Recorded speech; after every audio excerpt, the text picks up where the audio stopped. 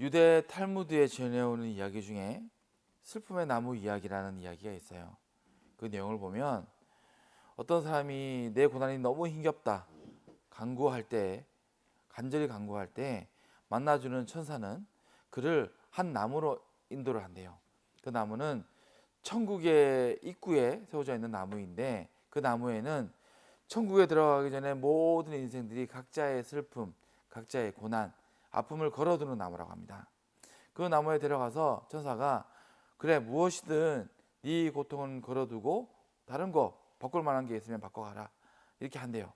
근데 그 간구한 주인공이 꼼꼼히 그 안에 있는 그 나무에 있는 슬픔과 고통을 다 둘러보는데, 한참을 둘러보다가 결국 어떻게 합니까? 자기 고난을 가지고 돌아간대요. 그냥 이렇듯 우리는 모두 다 각자의 힘겨운 삶 가운데 그 삶의 몫으로 주어진 고난의 시험을 맞는다는 것입니다. 그리고 그 고난의 시험을 마주하는 것은 결국 무엇입니까? 우리의 마음인 거예요. 내 심령. 그 고난 자체가 힘든 것보다도 그 고난 가운데 있는 내 마음이 문제일 것입니다. 그리고 오늘의 말씀은 우리에게 말합니다. 사람이 감당할 시험 밖에는 당한 것이 없고 오직 하나님은 감당하지 못할 시험 당함을 허락하지 않으신다고 말입니다. 그런데 이 말씀을 바라볼 때 우리의 이해는 두 가지로 나누어지게 될 것 같아요. 자, 감당한 시험이라 하면 그래, 첫 번째는 무엇입니까?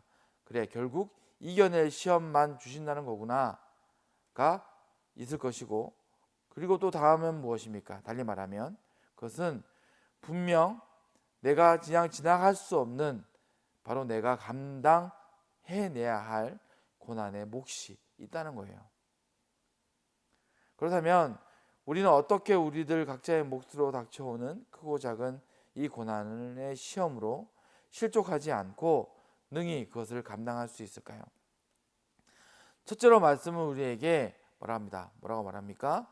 결코 선줄로 여기지 말라고 말합니다. 12절 말씀이죠. 그런즉 선줄로 생각하는 자는 넘어질까 조심하라.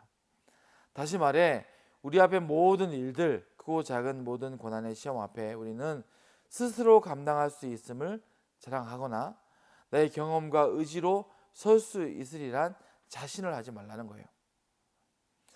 우리는 나의 당한 고난과 시험 앞에 참 쉽게 허비합니다. 어떻게 합니까? 우선 내가 고민하고 내가 답을 찾으려고 끝까지 실험하다가 실망하고 실족하며 결국 실패하기가 너무나 쉽다는 거죠. 다시 무슨 말을 하는 것입니까? 첫 단추를 잘못 끼움으로 내게 닥쳐온 고난이 더 큰 시험으로 나를 인도하고 실족하게 한다는 거예요. 자, 그 첫 단추는 무엇입니까? 바로 나예요. 나를 믿고 의지함에 첫 단추를 끼다가 우리는 더 큰 위기로 간다는 거죠. 그래서 우리는 내가 선줄로 믿지 말고 내 약함을 인정함으로 시험을 감당할 수 있는 다음 걸음을 내어딛도록 하라는 것이죠. 그래서 시험을 능히 감당하는 성도는 또한 무엇을 하게 됩니까? 말씀에 뭐라고 말합니까? 그래서 시험을 능히 감당하는 성도는 또한 우상을 의지하지 말아야 한다고 말씀은 말해요. 14절에 말합니다. 그런즉 내 사랑하는 자들아, 우상 숭배하는 일을 피하라. 다시 말해, 오직 하나님만 붙들어야 함을 말하고 있는 거예요. 그러면 이런 말을 할 수 있습니다. 내가 무슨 고난 앞에서 우상을 찾았나? 난 다른 신을 찾거나 그에게 머리 숙이며 섬기지 않았어. 근데 생각해 보십시오. 무엇이 우상입니까? 다른 이방 신을 섬기는 것만 우상 숭배입니까?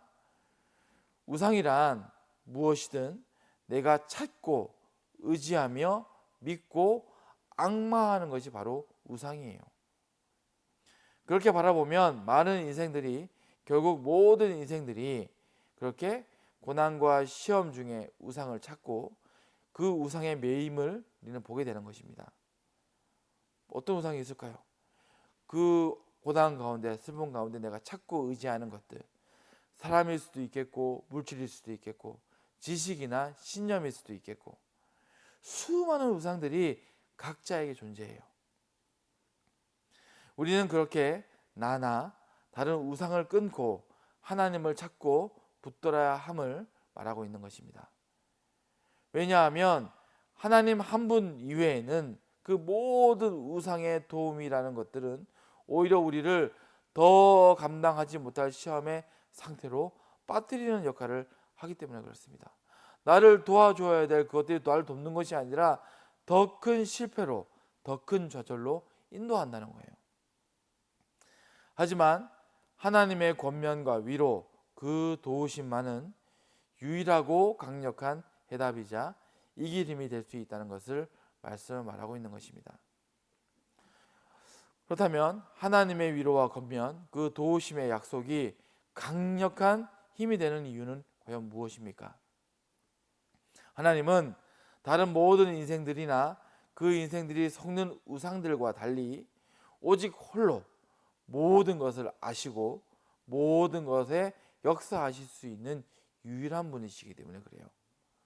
하나님만이 모든 것을 아시고 그 모든 것을 역사하신다는 것. 욥기서 1장의 말씀을 보면 우리가 잘 아는 내용이죠. 사탄이 하나님께 나아가서 욥에게 고난으로 시험할 수 있도록 허락을 받는 장면이 나옵니다. 그렇게 하나님이 사탄의 시험을 허락하셨지만 그의 생명과 영혼은 결코 해할 수 없는 강력한 제한을 걸어두고 계심을 말씀을 통해 우리는 보게 됩니다. 그리고 시작된 욥의 고난과 시험, 그리고 그 결국의 이야기를 우리는 잘 알고 있습니다. 이 이야기 속에는요, 세 명의 등장인물이 등장하죠.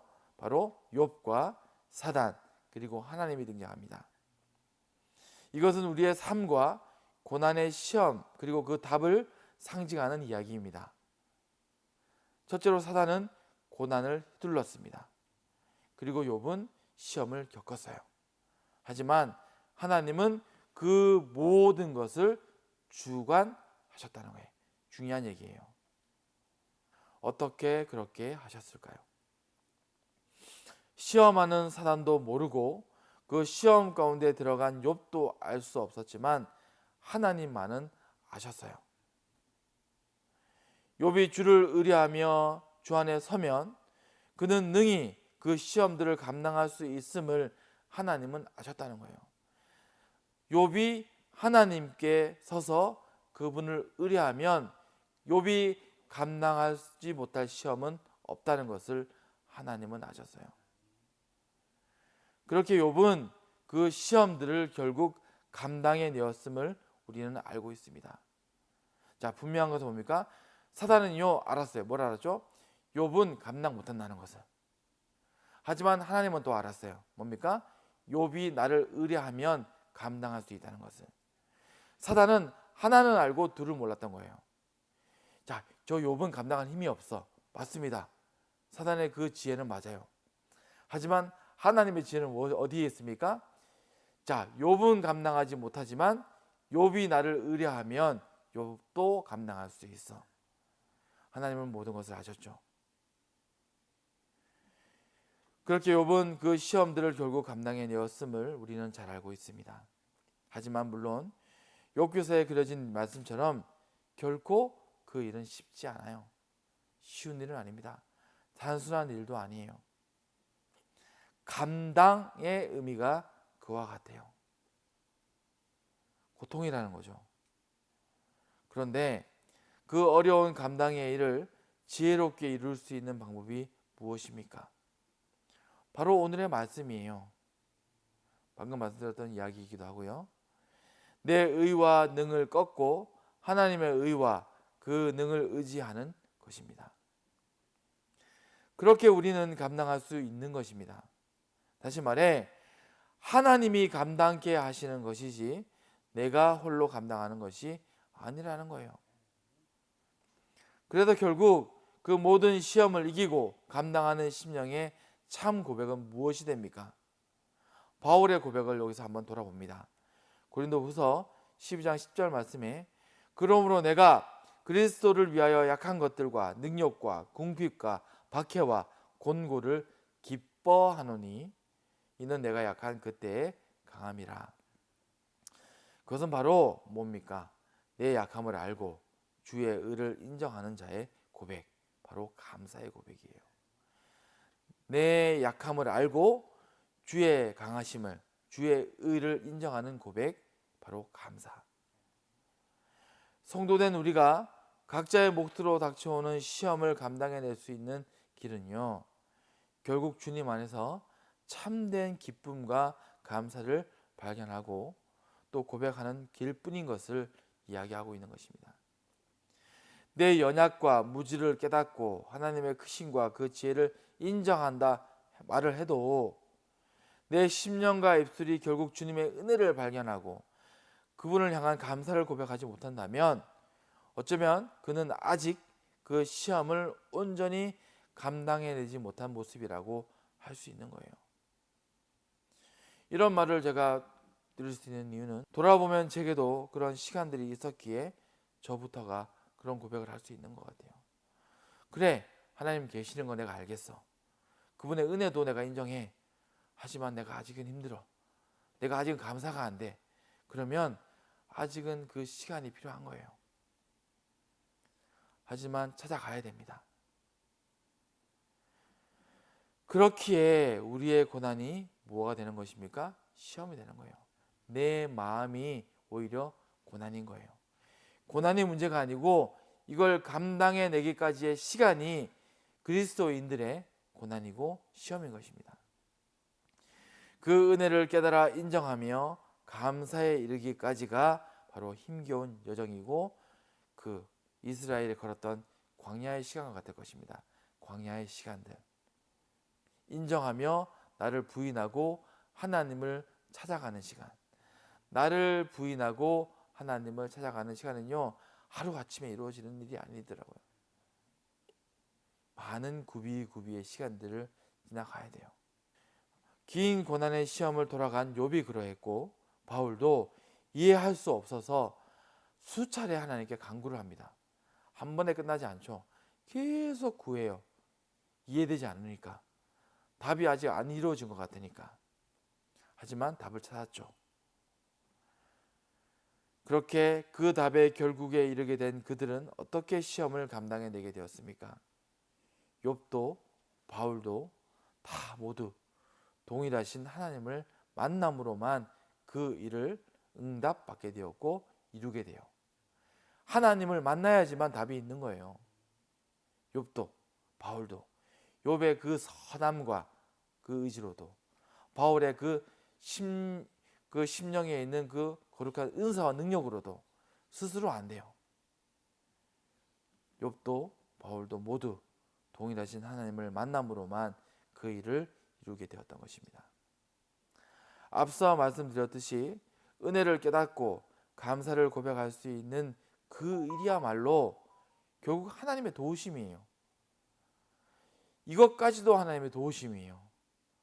은혜를 깨닫는 것까지도, 감사를 고백할 수 있는 것도 하나님의 은혜입니다. 자, 그렇게 말하면 우리가 흔히 아는 찬양의 가사처럼 시편처럼 은혜가 아닌 것이 없어요.